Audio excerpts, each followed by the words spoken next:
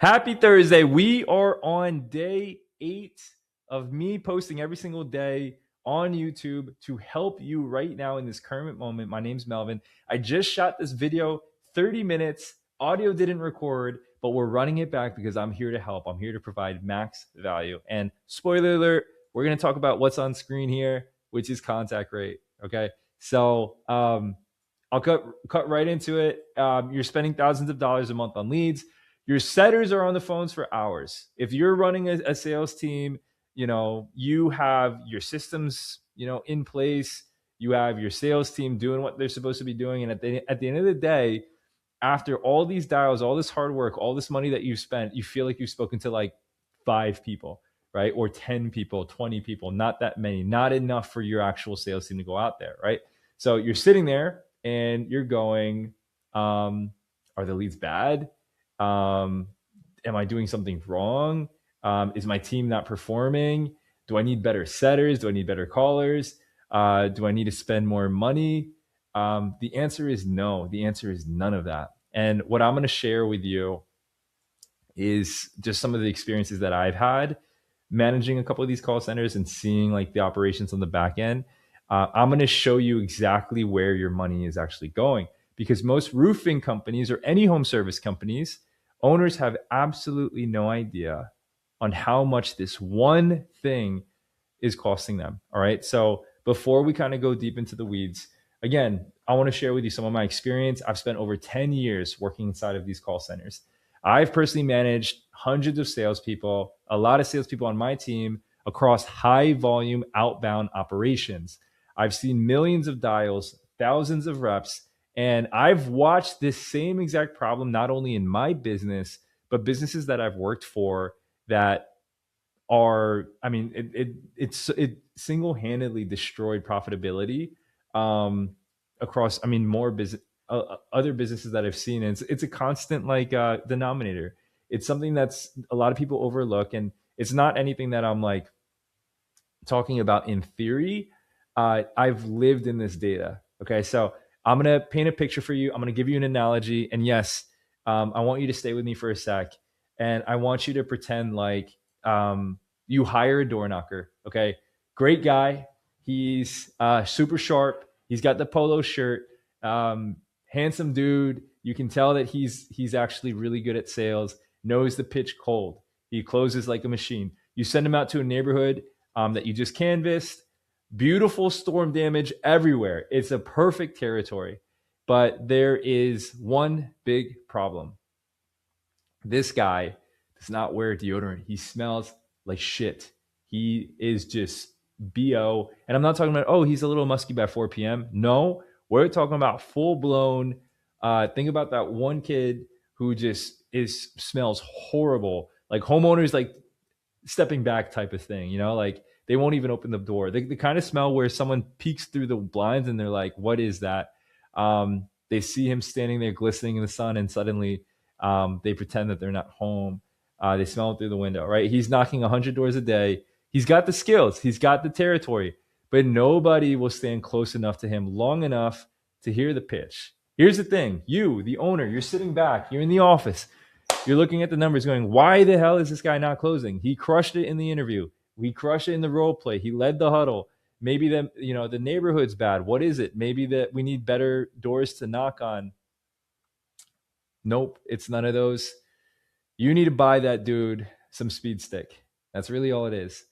That is exactly how I look at contact rate when it comes down to your inside salespeople, right? A bad contact rate is exactly this, except you can't smell it. Okay. It's truly an invisible problem and a blind spot sitting right at the very top of the sales process, repelling homeowners before your team ever gets a chance to open their mouth. And your leads aren't bad. That's the craziest thing. Maybe they are a little bit bad, but they're not as bad as you think. Okay.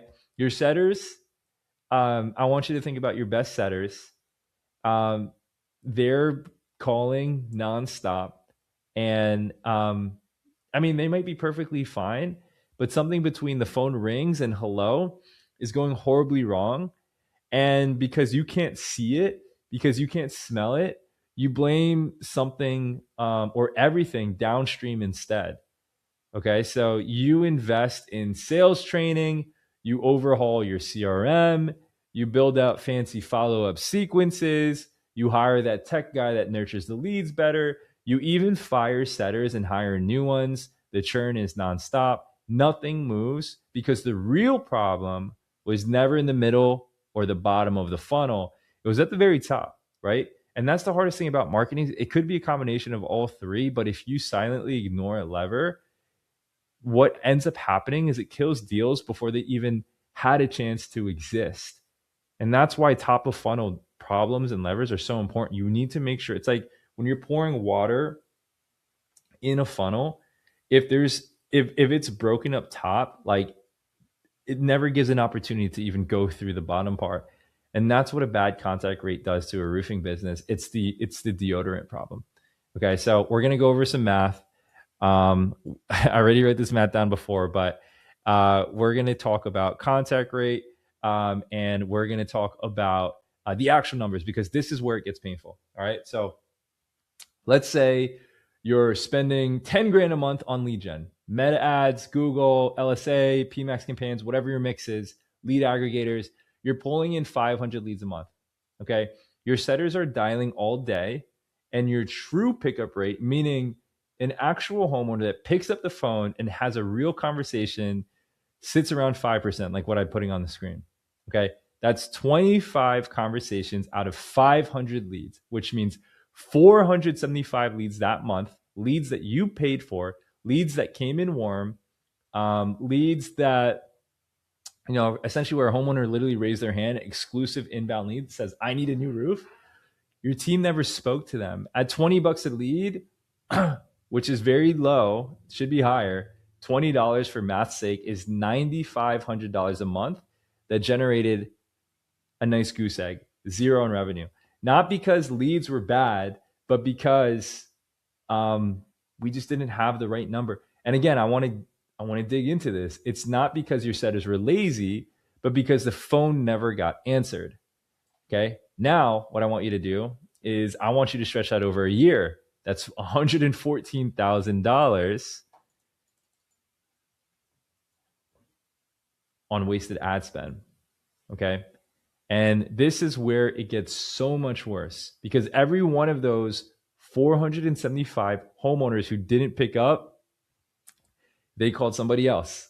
They went with a contractor who got to them first. You didn't just lose the cost of the lead, you lost the cost and the revenue of that job. So even on a very small job, let's say 20 squares or less, on a $12,000 average roof replacement or 15 grand, even converting just 10% of those missed contacts, I mean, it would be an additional 47 jobs. At 12 grand each, that's over $560,000 a year in revenue. That was sitting right there. And you never even had a shot at goal. Like it just didn't even exist as an opportunity. Like the worst part, I think that when I work with these business owners, we dive deep into these numbers, even any home service company. And there's really, it's easy because there's no visibility into this. Nobody really talks about this to the extent that we go into it. It's very easy to, and I've been there before too, guys, right? So like I'm looking at my ad dashboard, I'm seeing leads coming in, I'm seeing my team dialing hard, 6 hours of talk time, and I'm just assuming the system's working. I'm just like, oh yeah, no, leads are converting, like we're good, like we're getting a couple of these, we're making money, we're landing deals, we're landing revenue. But I think the gap between leads generated and leads actually contacted, that's the black hole where your profit disappears. And that's the hard part of actually tracking it because it's just kind of boring to do so. But what I think that, why I think that pickup rate is the number one metric, or at least one of them. We've established that our sales funnel might have a hygiene problem, but let's talk about why this one number matters more than literally anything else that you're tracking, especially as you're scaling. Most home service companies or roofers specifically that I've helped, they obsess over close rate because what are you inherently? You're a closer. It's just the fun thing to do, closing or even cost per lead, right? And yes, those things matter. I'm at heart, I've always been a sales leader, and I've always wanted to coach my people to, effectively, um, you know, influence a decision on a high ticket product where it seems like it's a high commodity. We want this person to go with us. Contact rate doesn't feel like that's as important as close rate, right? But you have to understand that these are downstream metrics, right? From a prioritization standpoint, they come after the conversation already happened. So in sports, you think about it like fourth quarter, you want to give yourself an opportunity in the fourth quarter to win the game. But if you play so bad in the first quarter, you won't even give yourself an opportunity at the end of the game. And that's what I'm seeing across the board with a lot of people that I'm helping. Okay. Pickup rate is the top of your funnel. It's like click through rate on your ads. If you can double the number of homeowners who actually answer the phone, every single metric below it multiplies. So let me show you, because I've already shown you with scenario A. So scenario A, let's go to scenario A before showing scenario B. So scenario A, let's say that, we're seeing a 5% pickup rate, which is honestly where most people I see, most companies are sitting at. 1,000 dials gets you 50 conversations.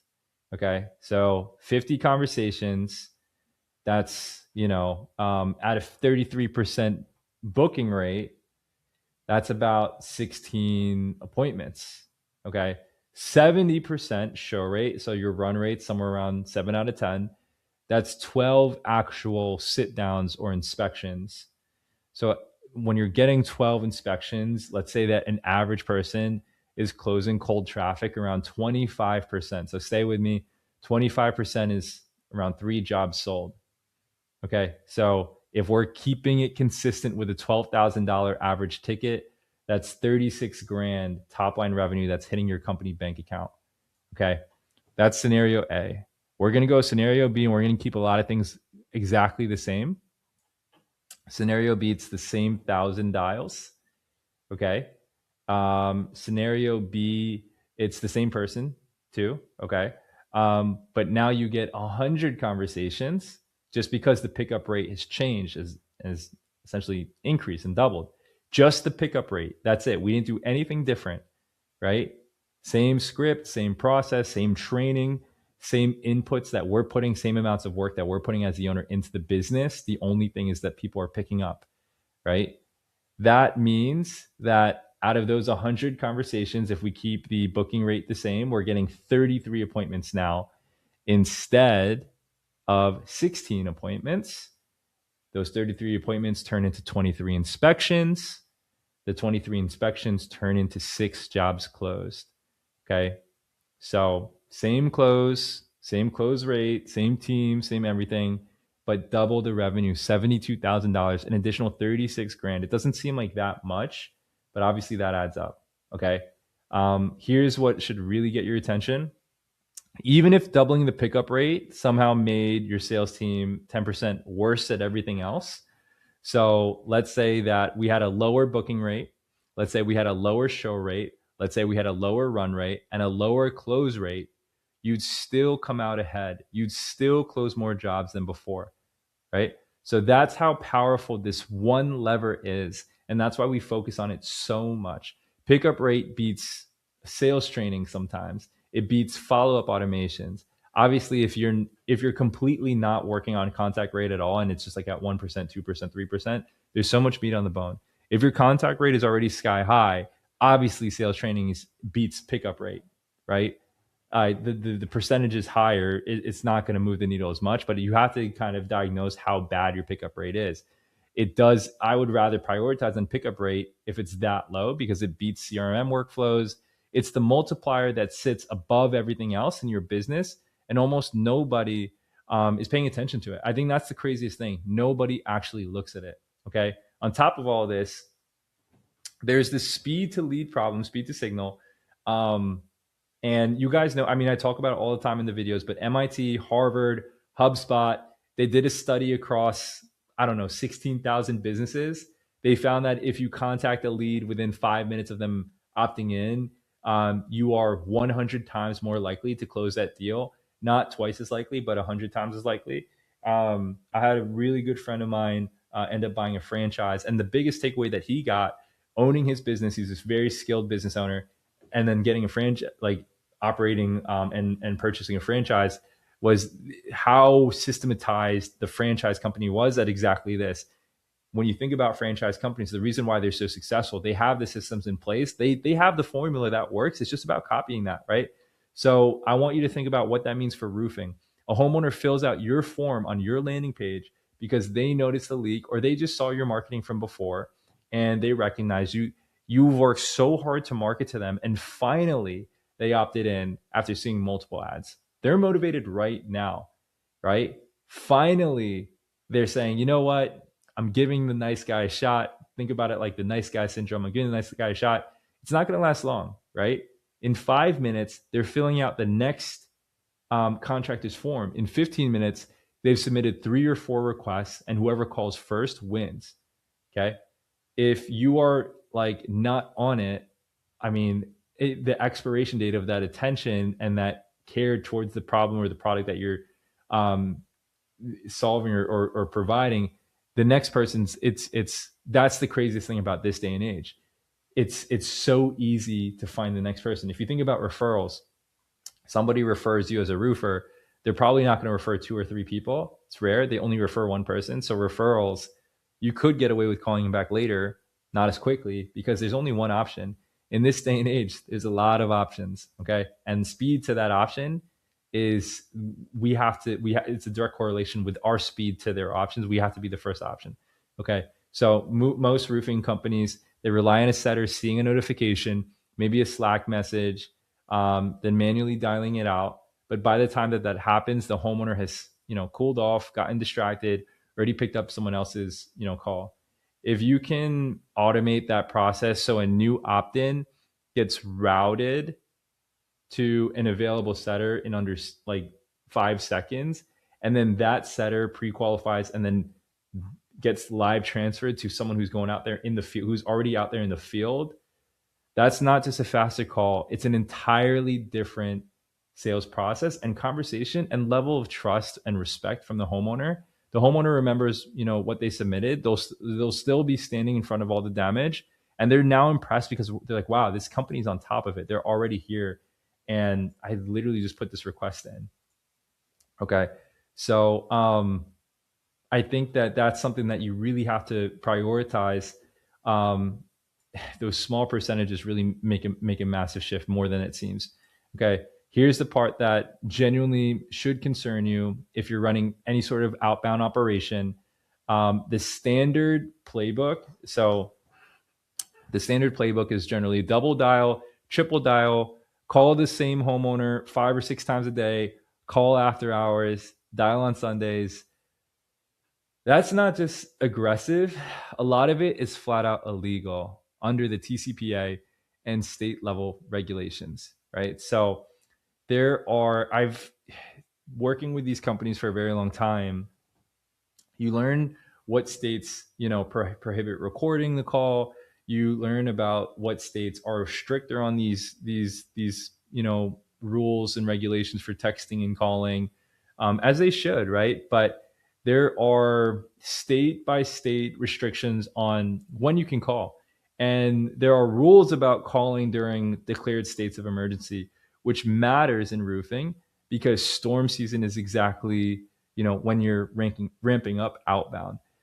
There are consent requirements for auto dialing cell phones. And if your landing page doesn't have the right language, you might not legally be allowed to use on auto dialer or mass text on those leads at all. So almost nobody in roofing knows this. And I think the companies that are like saying that they'll call the leads for you, enabling it, like either they don't understand the regulations themselves, which is terrifying because they're representing your company, or they're choosing not to tell you because they get paid on appointment or paid on lead. So they don't actually care, since you hold the liability and you hold the reputation. So, they know that if they're calling the lead more, it increases their chance to actually get the appointment, which gets them paid. But they're not thinking about the legal ramifications or the reputation ramifications of someone leaving a bad review because they overcall the lead. Either way, you're the one holding the bag. A single TCPA violation can run $500 to $1,500 per call. If your setter has made 200 non-compliant calls this week, I mean, you do the math. I've heard horror stories, and just want to make sure that you're very aware of that. So just be asking whoever it is that is helping you with calls, if they're monitoring, anything like that. Okay. So after 10 years doing this and managing over 100 reps, here's what I can tell you is actually killing your contact rates. And most roofing companies or most home service companies or businesses in general that have an inbound channel are dealing with all of these at the same time, if not one very heavily. So it's not the most fun thing to talk about, but these are what I would actually focus on. Okay, the very first thing is spam flagging. Your outbound numbers are getting flagged because of high volume dialing patterns. Okay, homeowners see spam likely on their caller ID. Anytime you get a call and you see spam likely, I'm never answering that. You're never answering that. Why should our customers answer that, even if they put in a form, right? Like, if I see spam likely, I know somebody's calling me about a business loan that I'm just like, how did you even get my number? Like, I'm actually pretty upset that like I'm getting a call. I don't know why. It's just this weird thing that happens. I just auto rage bait. But spam likely, homeowners see spam likely on the caller ID, and they're never picking that up ever. And those spam likely, like the spam remediation like services your dialer sells you, those are also a scam, right? So most of them don't actually work. I've tried them. I've tried every single one of them. The ones that do are insanely expensive, which is why no mainstream dialer uses them, right? So second, it's poor deliverability.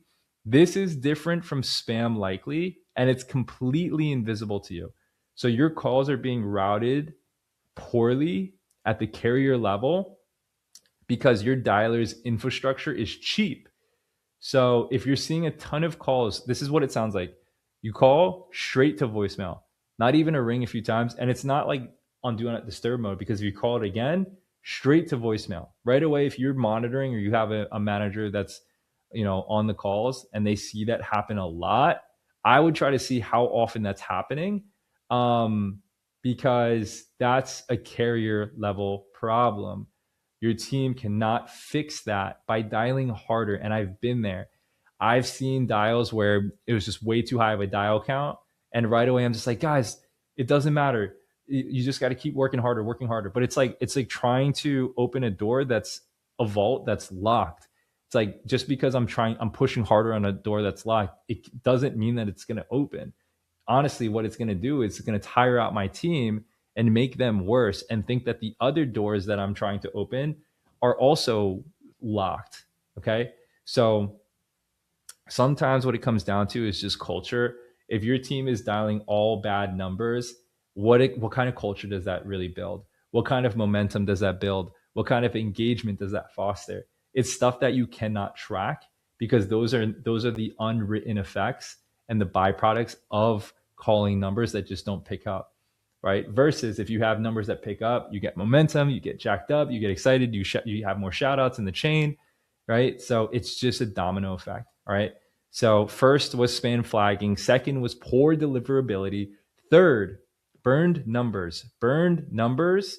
If you are dialing right now over $200 a day and you don't know if your number is burned or not, or you don't have a cadence on when to rotate to a new number, you literally could be wasting every single day dialing these leads off a burned number. And I've learned the hard way, right? So every time you rotate to a new number, it starts with zero reputation and gets flagged almost immediately. So you're stuck in a cycle of constantly swapping out numbers that are dead on arrival. And you think that they're working because I swapped it out. It doesn't work that way, right? The only way out is to keep numbers alive long enough through compliant behavior for the flags to clear naturally. Okay, so I would look into burnt numbers. I would look into that. And just make sure that you're setting your team up for success to actually have a number that's working. Fourth is wrong time, wrong cadence. This is pretty common sense, but if your setters are calling homeowners at 2 p.m. on a Tuesday, half of them are at work and can't answer. If you're calling the same person 3 times in 2 hours, you're not being persistent, you're being annoying, and they're blocking your number, or they're answering and cursing you out or your teammate out. So the fifth is no speed to lead automation.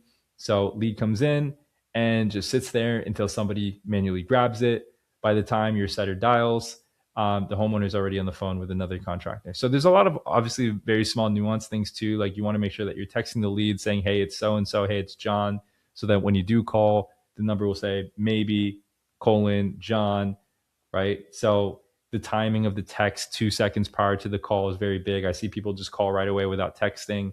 There's so many different nuanced things, but I want to bring it full circle, right? Because when you're spending money on leads that never get contacted, you kind of get the deal. You're not just losing the lead costs, you're paying for the setter's time to sit there, not talking to anyone.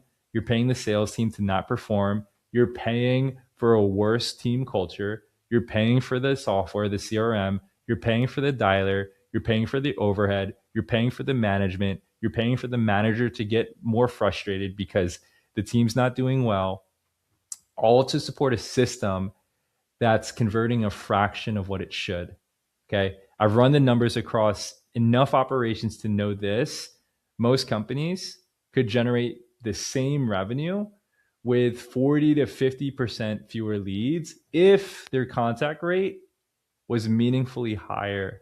That means you could cut your ad budget nearly in half and maintain the same like top line, or keep the same budget and even better, potentially double your output. Either way, the profit margins and the improvement is so massive. And that's why I want you to look at this. I want you to actually go through this video and understand what it is that I'm saying, and then take action to make sure that you are moving this number higher and at least monitoring it every single week. It doesn't have to be every day and getting too anal about it and just making sure that it's always above a certain amount, because you're going to have bad days, then you're going to have really good days. But you just don't want to have really bad streaks of consistently being like less than 3%. You're not working harder. You're not hiring more setters, right? You're not buying more leads. You're just actually talking to the people who already asked for your help. That's it. Okay. So the roofing companies that figure this out first are going to have a huge competitive advantage, not just in revenue, but in cost efficiency and scalability. Again, stuff that is boring to talk about, but you have to make sure that whoever is in charge of this in your business is looking at this. The ones that keep chasing volume and just have a broken funnel and say, hey, let's just pour more water into it, that will only work at a certain level. It's not going to keep working. And we have to focus about being efficient. Okay. Ignoring contact rates are going to keep, it's going to keep the team wondering why the margins are so thin, no matter how much they spend and how hard they work. So that's the number one thing. Stop blaming the leads. Stop blaming the setters. Stop blaming your people. Hold them accountable. Obviously, be a leader. Make sure that you're setting them up for success, but stop overhauling your pitch for the third time this quarter, or changing things up because you feel like something's not working. Go buy your sales process some deodorant and just look at the numbers. Look at the numbers. Watch the rest of these videos. Again, I'm posting a video every single day for the next 84 days. I think today's day 8. I'm getting a lot of people reaching out already and clicking on the link in the calendar, giving their information in, and we've already helped some people one-on-one, just like with free audits. So if you're watching this video right now, like the video, share the video, write a comment, say what's up. I'm here to help. And hopefully the audio on this one ends up recording. I'll see you tomorrow. Peace.